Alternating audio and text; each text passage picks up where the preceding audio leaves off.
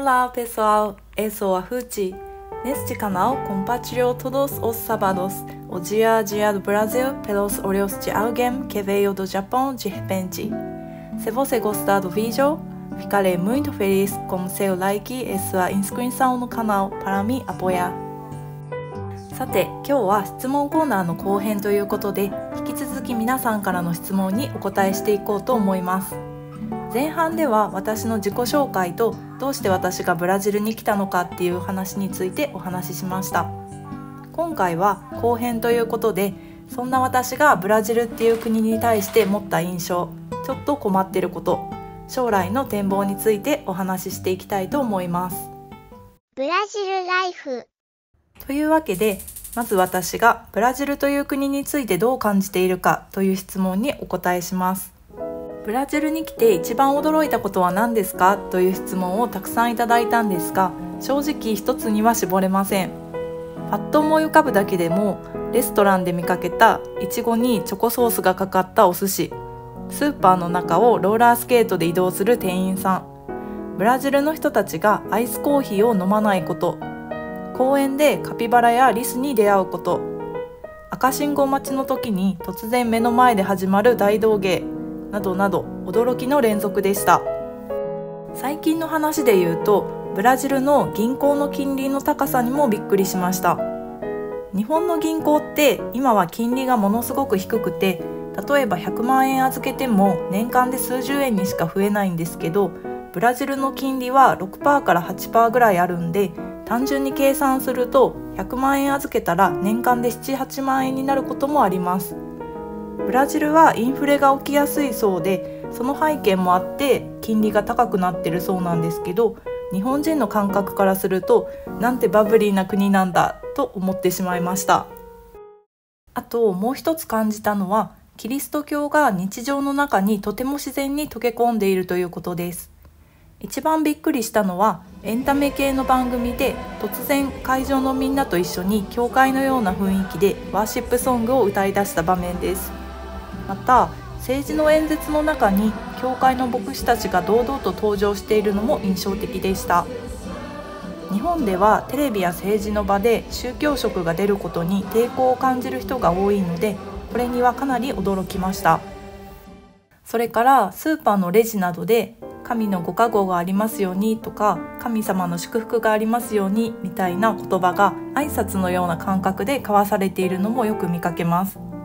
もちろん深い意味を込めずに習慣として使っている人も多いと思いますが、そういう場面に出会うたびにクリスチャンの私にとっては日本よりもブラジルの方がホームに感じられる瞬間があります。信仰のあり方は人それぞれですが、こうして日常の中で神様の名前が自然に出てくる文化には、私自身ちょっとした安心感を覚えることがあります。移住前に想像していたブラジルと現実はどう違いましたかという質問もありました。一番のギャップは、英語が思ったより通じないっていうことです。私の中ではヨーロッパみたいにみんな第二言語のように英語を話すのかなって思ってたんですが、実際はスーパーのレジはもちろん、空港のカフェや税関の職員の方でも英語が通じないことが多くて、私の中では結構驚きでした。日本も英語が通じにくい国の一つだと思いますが、ブラジルもそれに近い印象です。でもそれが逆にもっとポルトガル語を頑張らないとっていうモチベーションにもなっています。もう一つ予想と違っていたのが食文化。来る前のイメージはとにかくお肉、ハム、ソーセージ、パン、マッシュポテトみたいな欧米っぽい感じを想像してたんですが、実際はお米が主食だったり、豆や野菜をしっかり摂る食事が多くて、これはすごく嬉しい誤算でした。続いて、ブラジルで見られる日本文化で不思議に感じたものはありますかという質問ですが、私が一番不思議に感じたのはやっぱり食に現れている日本文化かもしれません。特にブラジルの方が経営されている日本食レストランでは、先ほどもお話ししたようにお寿司にフルーツが入っていたり、お味噌汁がとろっとした濃厚スープのようになっていたり、うどんが甘かったりと、かなりブラジル風にアレンジされているのをよく見かけます。ブラジルにこんなに大きな日系コミュニティがあるのは知ってましたかという質問もたくさんいただきました。もちろん日本から多くの人が出稼ぎで移住してきた歴史があることは日本でもよく知られてますし、今もたくさんの日系人の方がブラジルで暮らしているっていう話は聞いていました。でも私が実際に暮らしているクリチバでは思ったより日本人がいないなというのが正直な印象でした。例えば以前私が住んでいたオーストラリアでは街を歩いていると自然に日本語が聞こえてくるようなことがよくあったのですが、ブラジルではサンパウロのリベルダージに行った時ですら日本語を耳にする機会があまりありませんでした。一度だけ近所の公園を散歩していた時にすれ違った方が日本語のラジオを聞いていて、おっと思わず反応してしまったことがあるくらいです。でもよく考えてみればこちらで生まれ育った日系の方が多いので、普段の生活では日本語を話さないのも自然なことですよね。私自身も黙っていると現地の日系ブラジル人だと思われてポルトガル語で話しかけられることがよくあります。だから実際に会話をしてみるまではお互いにどこの国の人かわからないということも多いです。もしかしたら私が気づいてないだけで、実は周りには日本語を話せる方がたくさんいるのかもしれません。それから日本とブラジルの関係についてどう思いますかというご質問もありました。数年前から両国間でのビザが免除されたっていうこともあって、今はいい関係にあるんじゃないかなっていう印象を持っています。私自身この YouTube を始めてからブラジルの方が本当に日本のことを大切に思ってくれているんだなっていうのを肌で感じています。アニメ文化の人気は知っていましたが、それだけじゃなくて日本の歴史や文化にも敬意を持ってくれている人がたくさんいて、本当に驚きましたし嬉しい気持ちになりました。私のこのチャンネルで日本の方の反応はどうですかという質問もいただきましたが、今のところ私のチャンネルの視聴者さんの8割はブラジルの方で、日本の視聴者さんは1割ちょっとという感じです。 SNS に対する文化の違いも強く感じていて、ブラジルの方たちは本当にコメントやいいねを積極的にしてくださって、まさに参加型というイメージで毎週動画を投稿するたびに盛り上げてくださる皆さんに本当に毎回驚かされています。一方、日本の方はちょっと慎重というか、動画を見ても何も痕跡を残さない人が多くて、こういうところにも文化の違いがあるんだなと思います。でも時々日本の友達からいつも見てるよとか、ブラジルって思ってたイメージと全然違うねとか、行ってみたくなったっていうメッセージをもらうことがあって、とっても嬉しいです。私の今後の目標としては、日本の人たちにももっとブラジルの魅力が伝わって、これまでブラジルについてあんまり考えたことのなかった人にも興味を持ってもらえるような動画を作っていくことです。ブラジルライフ。続いては、そんなブラジル生活の中で困難に感じていることについてお話ししようと思います。ブラジルでここはちょっと好きじゃないなって感じるところはありますかっていう質問をいただいたんですが、正直にお答えすると、一番はやっぱり銃が身近にある社会っていう点です。アメリカほど誰でも自由に銃を持てるわけではないそうで、一応いろんな審査や許可が必要でハードルは高いと聞いています。それでも日本で育った私にとっては、日常の中に銃を持った人がいるって想像するだけで不安になります。日本では刃物を使った事件が時々起きますが、まだ刃物の方が逃げる余地があるように感じます。でも銃ってなるともう逃げ場がないっていう印象があって、やっぱり怖いです。実際にクリチバの領事館から〇〇地区で銃撃事件が発生しましたっていうようなメールが時々届くことがあります。つい先日も領事館が主催するオンラインの防犯講習を受けて、もしそういった場面に遭遇した時の対処法などを教えてもらいました。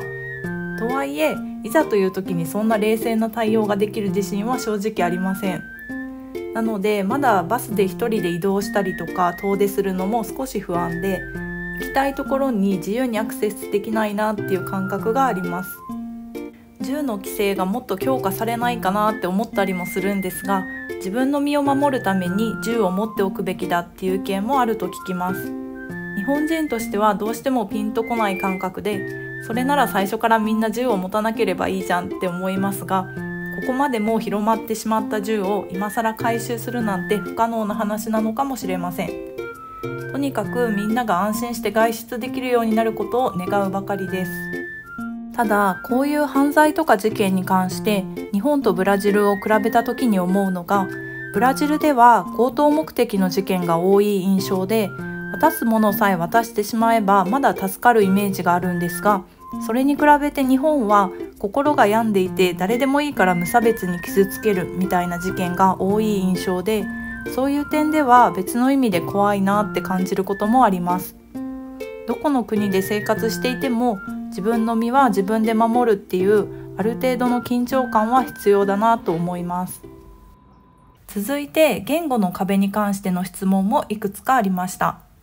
ポルトガル語は日本人にとって難しいですかという質問もありましたが、個人的な意見としてはポルトガル語は語尾がはっきりしていて発音だけで言えば日本語に近いなと感じています。なのでぼーっと聞いてるとたまに日本語に聞こえることもあります。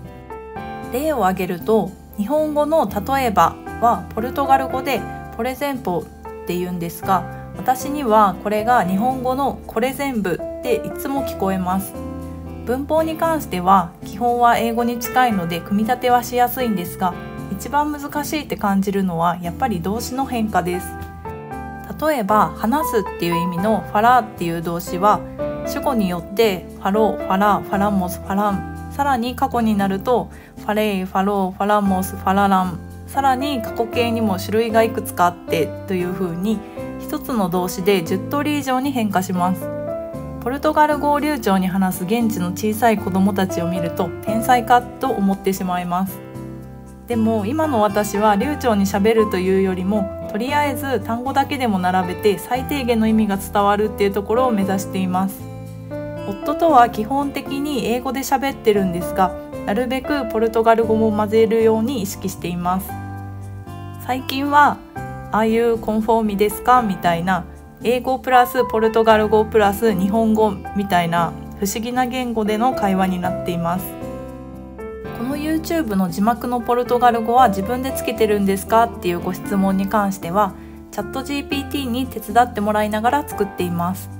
ただ日本語の私のナレーションのニュアンスとどこまで一致してるかが自分ではわからないので、夫にカジュアルすぎないかとか私の意図通りの役になってるかっていうのをチェックしてもらっています。この字幕をつける作業が私の YouTube のビデオ作成の中で一番時間のかかる大変な作業なんですけど、この字幕が私と視聴者さんの皆さんをつなぐ大切な鍵なので一番力を注いでいます。ポルトガル語の勉強については以前は一言日記をポルトガル語で書くなどしてたんですが、最近は皆さんからいただくコメントを声に出して読んでみたりして勉強に活用させてもらっています。教科書には載っていないより自然なポルトガル語に触れられるので、ポルトガル語でコメントしてくださる皆さんには本当に感謝しています。続いて、日本の人がもっとブラジルを訪れたいって思うために改善できることは何ですかっていうブラジル人の方からの質問がありました。私が真っ先に思うのは、まず日本からの直行便が欲しいっていうことです。噂によると昔は直行便があったらしいですが、今はなくなったそうです。やっぱり飛行機に乗り継がないといけないっていうところで時間もかかるし、ちょっと足が遠のいちゃうところがあります。将来直行便が復活してくれることを願っています。日本の習慣で一番恋しいものは何ですかっていう質問に対しては、最近特に恋しいなって思うのはやっぱり日本のお風呂です。今みたいに寒い時期になると余計にお風呂に浸かりたいなと思ってしまいます。ブラジルでは基本的にシャワー文化でバスタブがある家はとても珍しいみたいです。ポータブルの折りたたみ浴槽みたいなのないかなと思って通販サイトを探してみたこともありました。逆にブラジルの習慣や文化で日本に帰ったら恋しくなりそうなものはありますかっていう質問に関しては、パッと思いつくのはマンゴーとかグアバなどの南国のフルーツ、フレンドリーな店員さんたち、大きな公園、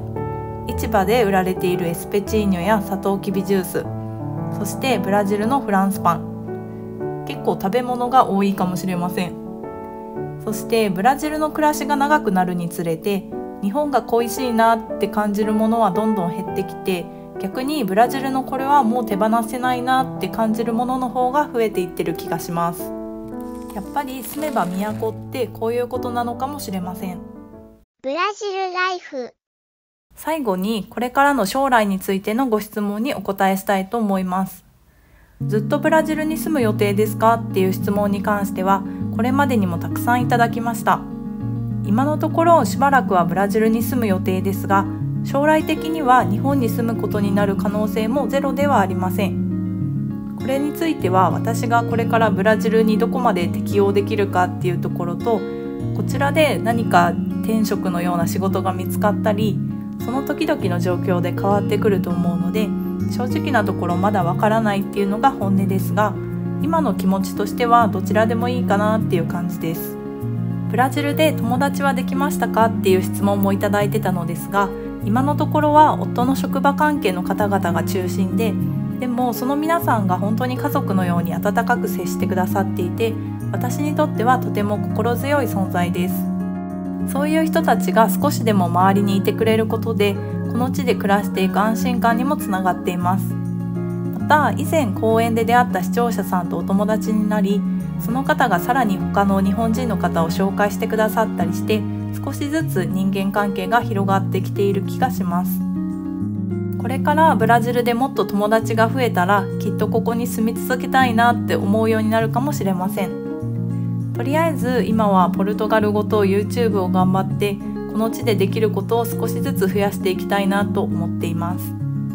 日本の視聴者さんからの質問で、これからブラジルに移住するのでおすすめの過ごし方を教えてくださいとありましたが、私は自分の YouTube チャンネルを始めることをおすすめします。もちろんたくさんの方に見てもらうっていう願いもあるんですが、それと同時に私はこの YouTube の動画制作を通して自分の考えとか感情を整理できるっていうこともあって、自分の備忘録にもなるのでおすすめです。最後に、これからブラジルの他の州を訪れる予定はありますかという質問も複数いただきました。今まで私が行ったことがあるのはサンパウロのリベルダージとサンタカタリナ州のフロリアノポリスぐらいなんですが、今行ってみたいなって思っているところはイグアスの滝とグラマドです。あとリオデジャネイロに綺麗なビーチがあるって聞いたので、そこにもぜひ行ってみたいです。そしてせっかく南米にいるので国外にはなりますが、アルゼンチンのパタゴニアやボリビアのウユニ塩湖にも一度は行ってみたいと思っています。というわけで今回は前半と後半2回に分けて皆さんからいただいた質問にお答えしていきました。できるだけ全ての質問にお答えしたつもりなんですが、もし抜けていたものがあればすみません。これからもブラジルでの日常を私なりに発信していきますので、引き続きよろしくお願いします。